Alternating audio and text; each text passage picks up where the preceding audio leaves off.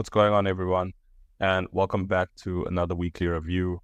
Finally back in the market. Last week I said, you know what, I just need to get executing again. Got enough info. And this week, I entered the market through a high time frame plan that I formulated. And I think in this video, I'll just take you through that high time frame plan and kind of the expanded execution portion of it. But just briefly, 3 trades taken. This was a fat finger error where I clicked buy instead of sell, but then closed it, immediately. I think I took a small loss there. But essentially, 3 trades, 2 losses, 1 break even, 1 where I managed to get to half risk. Price pushed into profit 1%, moved to half risk. That was this position here, moved to half risk, and then eventually price came in and stopped me out at half risk. So took a loss there. All positions I was taking this week were on 0.25% risk, so 0.25%. So essentially that half risk loss is 0.125%. Second trade, full sort of risk, not full risk loss, but full of the risk that was exposed, full risk that was exposed. I lost, so this was a 0.25% loss.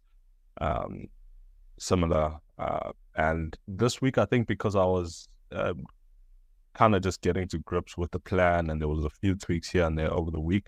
I won't go into too much detail on the trades themselves. Not crazy trades. 2 of them were on the same position, I think just different entry points. But yeah, I think the bulk of the session I want to focus on the flowcharts, and then from next week at least I can go into each position referencing these flowcharts now. And then this was the break-even trade, the last position, and this was manually closed out just because it was taken quite late on Friday around 5 p.m. and then 9 p.m. Had to close that out manually just because there was no movement. Overall $40 loss, I guess, over 3 trades, 2 losses, 1 break even, and then that's about 0.4% down. So not even 0.5%, just being very conservative in this time, while I guess I'm adjusting to this new plan. So starting on the high time frame portion of the plan, and this is mainly what I was using this week. The second portion here, the execution part of it, came after I actually finished month 1 of ICT's mentorship, where he touched on market protraction and impulse swings. And that's the first time, I guess, he goes into the minute 15 sort of market movements. While there was a focus on minute 15, but I guess it really could be applied to the 1 hour as well. It's more of a session focused concept, so the minute 15 works better on that, but I'll get to that in a bit. This is mainly what I was using to kind of filter through the positions this week. So it starts on the daily. I determined is price at equilibrium or premium, and let's hypothetically say yes, it is. What direction is the current 4-hour trend in? This basically takes into consideration that while on the daily we can reach equilibrium or premium or discount, the 4-hour might not have shifted yet, and we may still be pulling back because we could either turn at equilibrium or we could pull back. For example, in a bearish range, we could pull back higher into premium to that optimal trade entry area, which, as you guys know, is a 62% to the 79% fib level, and really reverse anywhere in there. But that move from equilibrium to even 75 or 79% is still potential trades that we could be taking counter to that daily bias. So it's important for me to establish whether we have actually reversed and are now pro the daily trend, or is price still, you know, pulling back to more premium or deeply discounted areas? And so, for example, let's say, yes, we'll counter trend. Or let me just stick to the pro trend because the counter trend is going to take us into this area. So say pro trend. We are pro trend now. We've reached our premium level, 62%. And now we've started to establish a trend lower. We can confirm that on the 4-hour. Then we start looking at the 4-hour ranges. Is our 4-hour price at equilibrium, premium, or discount? I need price to start trending. So I think what's crucial is I need a 4-hour trend. And if I don't have a 4-hour trend, then there's obviously no trade, because you can see if it's not counter trend or pro trend and it's just range bound and on the 4-hour, then I don't look at any position at all.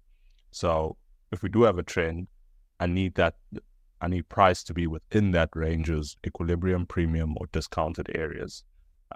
So it's not only just about having a trend, it's about, okay, within that trend, where are we? Are we still in an impulsive phase, or are we currently correcting and now at a point where price may continue lower? So if we're not in equilibrium, premium, with discount, again, no trade. Simple. We move on. Are we? Yes, we are. Okay. Is price within a key indicator area during London or New York kill zone? Key indicator areas are order blocks or fair value gaps. If no trade. We can be in equilibrium, premium, or discount, but if we're not in a key indicator area during one of these kill zones, no trade. Simple. Move on. Yes to execution. And that's going to come down here. So this is making it very objective, because that's something I struggle with personally, is finding trades where there's actually no setup. I find I tend to be very subjective before taking a position, and then it happens a lot in hindsight that I look back on a position and I'm like, shit, there was actually nothing there, or I forced this position. And so yeah, I think this is just keeping me very objective and neutral, because something needs to happen for a trade to be established.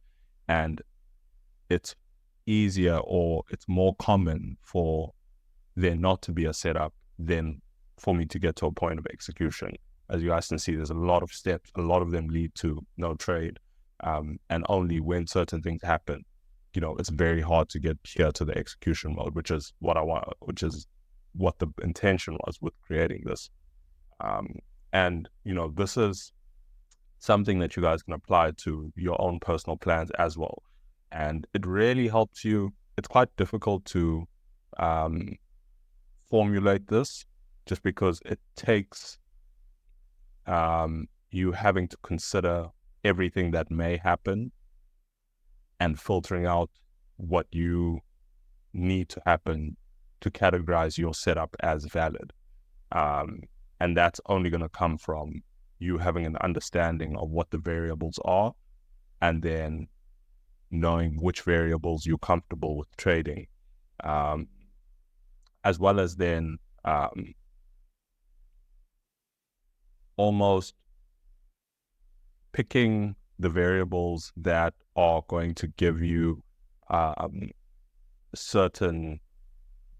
are going to produce certain data, for example. So just for example, the reason why I don't just say it's price at equilibrium, premium, or discount, and I say yes and then it's execute, is because there's such a large area in there, and I'm trying to be relatively precise with where I enter. So I need that confluence of a key indicator area, as well as during London or New York kill zone.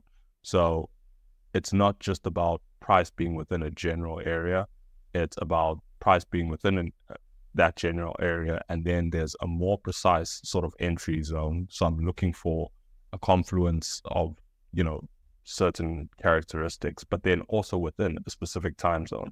So these are all kind of layers that add onto each other for me to get very specific feedback from, whether these trades work out or not, because then over time I can start pointing at certain things okay, order blocks don't really work that much, or okay, fair value gaps respond better than order blocks for entries, because I'm just seeing that those play out more than order blocks. And I'm restricting myself to periods of or pockets of time where there's more momentum, or where I can almost filter out the noise, because I'm only trading within certain kill zones. And I think just similarly on this side, so I say, is price at or mitigated equilibrium, premium, or discount? It hasn't.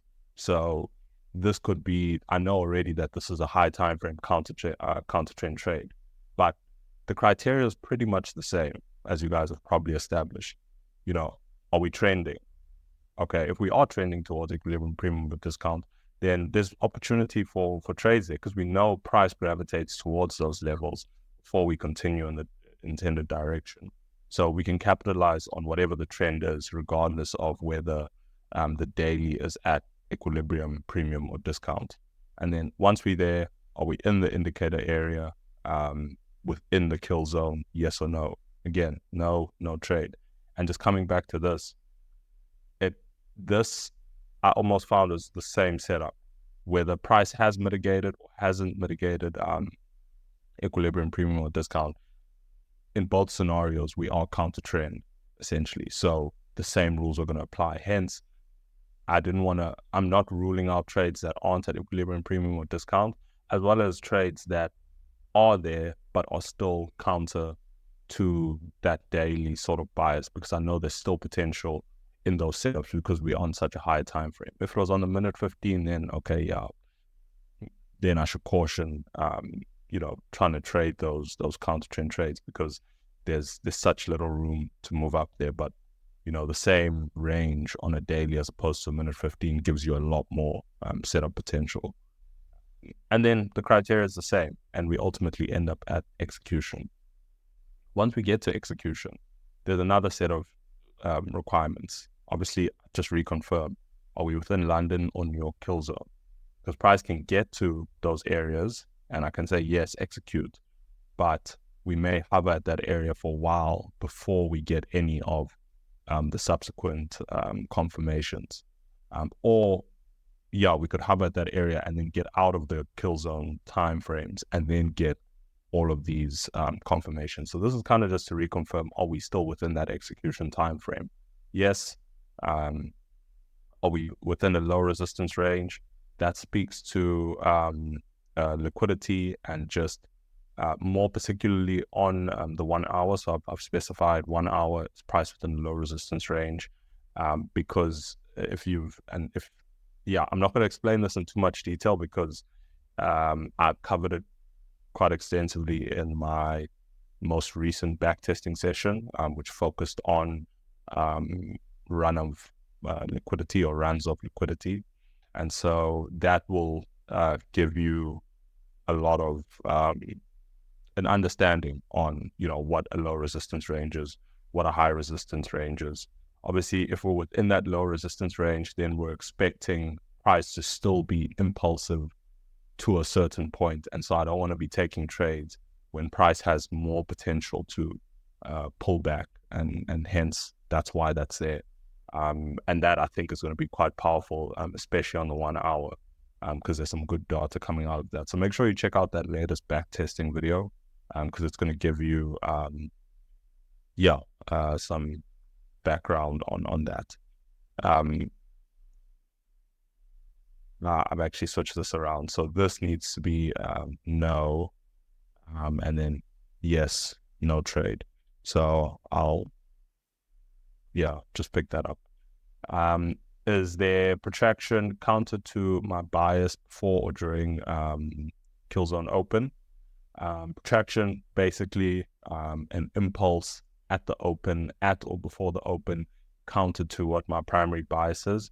This normally leads to liquidity being swept, or a key indicator on the minute 15, whether that's a fair value gap or an order block, being mitigated. If there is, then I can proceed. If there isn't, then not. And this is something I kind of deliberated on for a while, just because it's going to be quite limiting at first, but I think I'm going to keep it in there because I'm wanting to really test how distributions sort of play out over sessions when there is protraction and when there isn't. And so, yeah, I'm looking for that impulse counter to my bias that's probably going to mitigate an order block or fair value gap or run time-based liquidity. And then if yes, then okay, yeah, is there a key area mitigation, the time-based liquidity sweep? If not, no trade. If yes, looking for 1:2 risk to reward. That's my current sort of fixed target. In my back testing, I'm just seeing that that's responding well to session distributions.